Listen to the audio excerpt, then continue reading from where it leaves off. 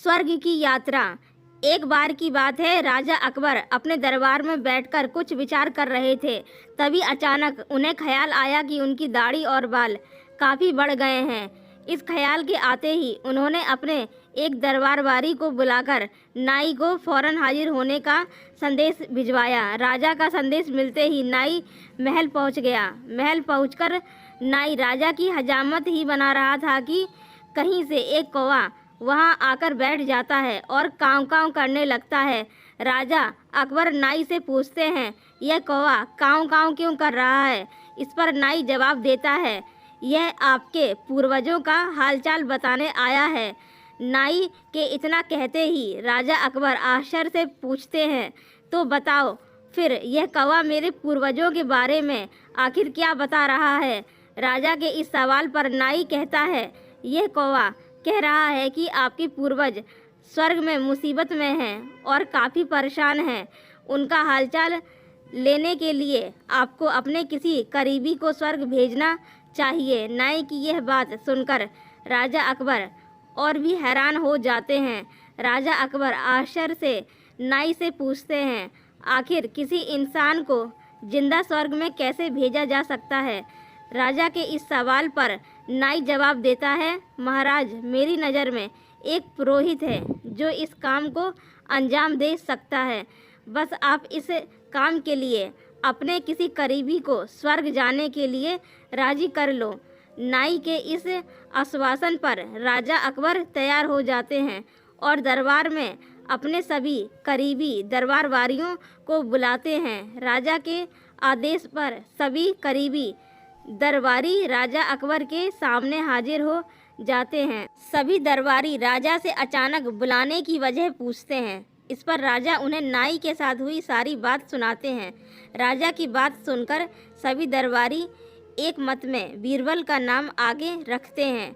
दरबारी कहते हैं कि स्वर्ग जाकर पूर्वजों का हाल चाल लेने के लिए बीरबल से उचित व्यक्ति और कोई नहीं हो सकता, क्योंकि बीरबल हम सब में सबसे ज़्यादा बुद्धिमान और चतुर है। इसलिए स्वर्ग में आपके पूर्वजों का हालचाल लेकर वह उनकी परेशानी का हल आसानी से निकाल सकते हैं। राजा अकबर दरबारियों की इस सलाह को मानते हुए बीरबल को स्वर्ग भेजने की तैयारी कर लेते हैं। इस बात का पता चलते ही बीरबल शाहजहां अकबर से पुरोहित को बुलाकर स्वर्ग भेजने की विधि के बारे में पूछते हैं। बीरबल की इस बात पर राजमहल में पुरोहित को बुलवाया जाता है। पुरोहित के आते ही उनसे स्वर्ग जाने की विधि के बारे में पूछा जाता है। पुरोहित बताते हैं, आपको यहीं पास में मौजूद एक घास के ढेर में भेजा जाएगा। बाद में उस ढेर में आग लगा दी जाएगी। फिर कुछ मंत्रों की शक्ति से आपको स्वर्ग भेज दिया जाएगा। स्वर्ग जाने की पूरी प्रक्रिया जानने के बाद बीरबल राजा अकबर से करीब 11 दिन का समय मांगते हैं और पुरोहित को 11 दिन बाद बुलाने की बात रखते हैं। वह कहते हैं, मैं स्वर्ग जा रहा हूँ और कितने दिन मुझे लौटने में लगेंगे, इस बारे में निश्चित तौर पर कुछ भी कहना मुश्किल है। इसलिए स्वर्ग जाने से पहले एक बार मैं अपने परिवार से मिलना चाहता हूँ और कुछ समय बिताना चाहता हूँ। बीरबल अपने घर जाने के लिए महल से रवाना हो जाते हैं। देखते देखते 11 दिन बीत जाते हैं। 12वें दिन बीरबल स्वर्ग जाने के लिए राजा अकबर के सामने हाजिर हो जाते हैं। पुरोहित को बुलाया जाता है और बीरबल को स्वर्ग भेजने की तैयारी की जाने लगती है। पुरोहित बीरबल को स्वर्ग भेजने के लिए महल से कुछ दूर घास का एक ढेर लगवाते हैं।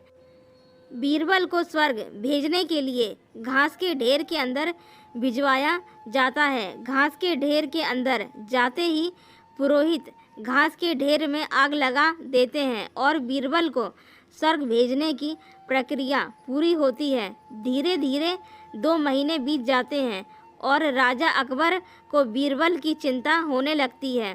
तभी अचानक बीरबल दरबार में हाजिर हो जाते हैं। राजा अकबर बीरबल को देखकर प्रसन्न होते हैं और अपने पूर्वजों का हालचाल पूछने लगते हैं।